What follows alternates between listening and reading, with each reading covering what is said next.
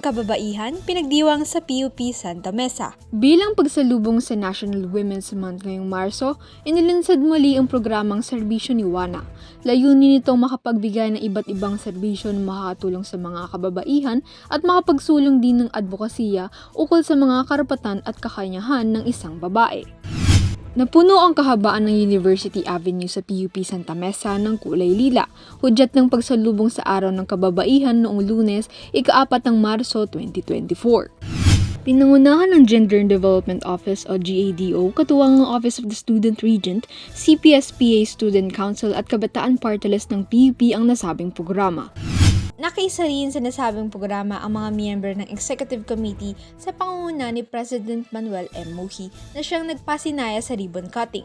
Aniya, patuloy na ginagawang ligtas ng lugar ang universidad para sa mga kababaihan. Sila rin daw ay may malayang magbigay ng inspirasyon at kontribusyon sa lipunan. Bilang isang malaking pamantasan, tayo ay naglagay ng mga institutions, mga programa ng universidad na kaakibat sa pagtataguyod ng pag-i-empower ng kababaihan.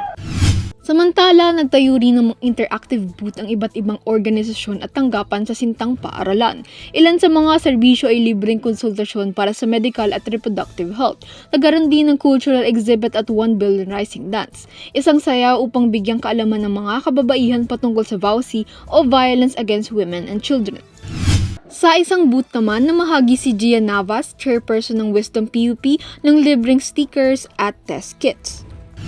Ang serbisyo para kay WANA ay taunang aktibidad sa buwan ng Marso na may layuning itaguyod ang pagkapantay-pantay ng kasarian sa lipunan at bigyan ng sapat na kaalaman ang mga kababaihan sa kanilang mga karapatan.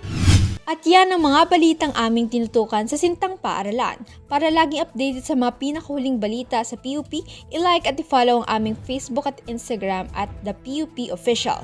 Mag-subscribe ka na rin sa aming official TikTok at YouTube channel at PUP Create TV. Muli, ako po si Joyce N. Mendoza, Tanglaw ng Bayan.